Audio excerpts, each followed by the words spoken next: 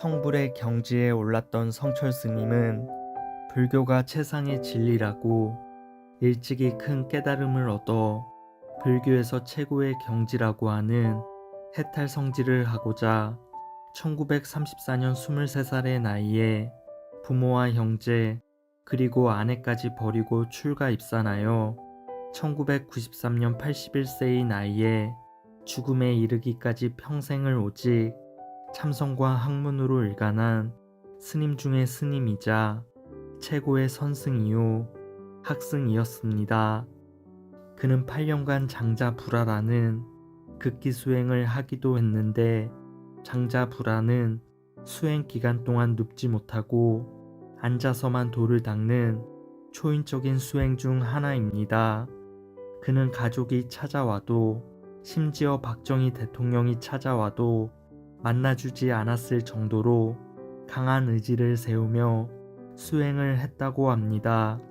또 한때는 10년간 묵언 수행으로 사람이 오지 않게 하기 위해 주위에 철망을 쳐놓고 오로지 책만 읽고 돌을 닦는 일에만 매진하기도 했습니다. 이는 세계 불교사에서도 보기 힘든 극히 수행이며 불교계에서는 이를 인간의 한계를 극복한 용맹정진이라며 그를 치켜 세웠습니다. 그래서 그는 모든 불자들의 존경과 선망을 한몸에 받았었고 현재에도 많은 불자들은 그를 두고 부처가 이 땅에 왔었던 것이라고 그를 우상으로 여기고 숭배하고 있습니다. 하지만 세상이 알고 있는 것과는 달리 그는 마지막에 새로운 사실을 깨닫고 내심 말 못하는 갈등으로 괴로워하며 한없이 고뇌하다 결국은 회한의 몸부림으로 천추의 한을 안고 외로이 세상을 떠났습니다. 그의 임종이 가까워 왔을 때 어느 기자가 그를 찾아가 그와 이런 대화를 나누었습니다. 스님, 우리나라에 1300만 불자가 있는데 그 불자들에게 한 말씀만 부탁드릴게요. 내 말에 속지 말라 해. 말에 속지 말라고요? 내 말 말이요. 내 말한테 속지 말어. 나는 늘 거짓말만 하니까. 나는 순 거짓말만 하는 그런 사람이니까 내 말에 속지 말라 그 말이요. 그는 그렇게 자신의 말에 속지 말라는 말을 던져주고선 1993년 11월 4일 82세의 나이로 세상을 떠났습니다. 그는 세상을 떠나기 전 유언의 글을 남겼는데 그 글은 다음날 각종 신문사에 그의 임종 소식과 함께 실리게 되었습니다. 그 내용은 이러합니다. 일평생 남녀 무리를 속여 미치게 했으니 그 죄업이 하늘에 미쳐 수미산보다 더 크다. 산채로 불의 아비지옥으로 떨어지나 한이 망갈래나 되다. 한 덩이 붉은 애가 푸른 산에 걸렸구나. 물속에서 물을 찾는다.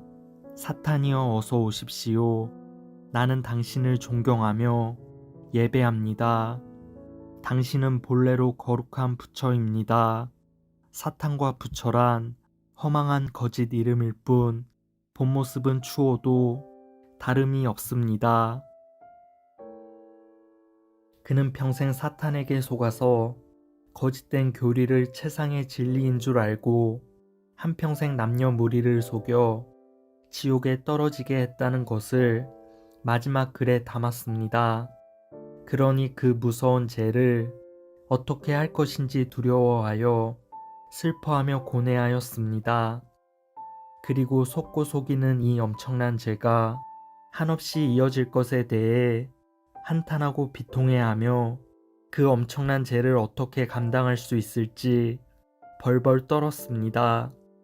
그러므로 그는 임종을 앞에 두고 어느 날 푸른 산에 걸려있는 불타는 석양을 바라보며 가게 될 불지옥을 생각하고 회한으로 몸부림치며 천추의 한을 토로한 것입니다. 성철 스님은 운명하시기 전 참 깨달음이라는 최후의 시를 남겼습니다. 석가는 원래 큰 도적이요 달마는 작은 도적이다. 서천에 속이고 동토에 기만하였네. 도적이여 도적이여 저 한없이 어리석은 남녀를 속이고 눈을 뜨고 당당하게 지옥으로 들어가네. 한마디 말이 끊어지니 일천성의 소리가 사라지고 한 칼을 휘두르니 만리의 송장이 질비한다.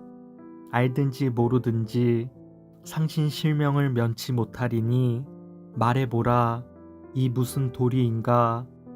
모기의 무쇠가는 무게가 7근이요 발밑의 지옥은 괴로움이 끝이 없도다. 석가와 미타는 뜨거운 구리샘물을 마시고 가성과 아나는 무쇠를 먹는다.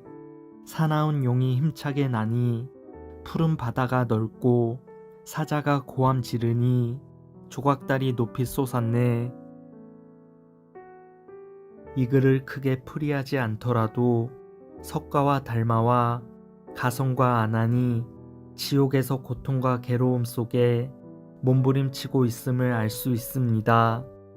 자신이 평생 수행하고 모셨던 석가를 도적이라 부르고 부처를 사탄과 악마라고 하고 있습니다.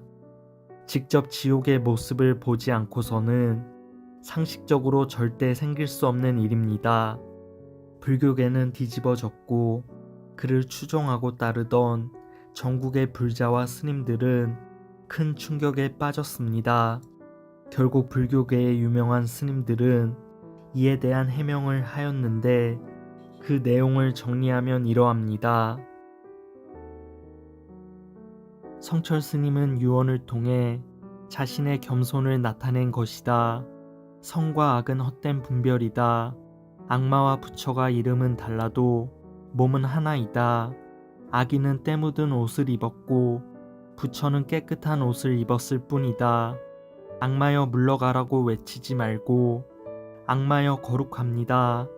나는 당신을 존경합니다. 라고 말해야 한다. 부처님은 항상 지옥에 계시다. 우리가 흔히 생각하기를 부처님은 해탈하신 분이기 때문에 지옥이 아니라 좋은 곳에 계실 것이라고 그렇게 생각할 수 있다. 하지만 부처님은 자비하시기 때문에 그 자비의 마음이 어디로 향해 있겠나. 중생들이 잘못해서 고통받는 곳으로 가 있는 세계, 그곳은 지옥이고 부처님은 그러한 지옥에서 중생들을 제도하기 위해 그곳에 계신다. 그들은 자신이 섬기는 부처를 악마와 하나라고 말하며 중생들을 좋은 곳으로 데려가는 것이 아니라 부처 또한 그들을 따라 지옥으로 가서 그들과 함께 있다고 말합니다. 부처가 지옥에 있다는 것을 그들 스스로 인정한 것입니다.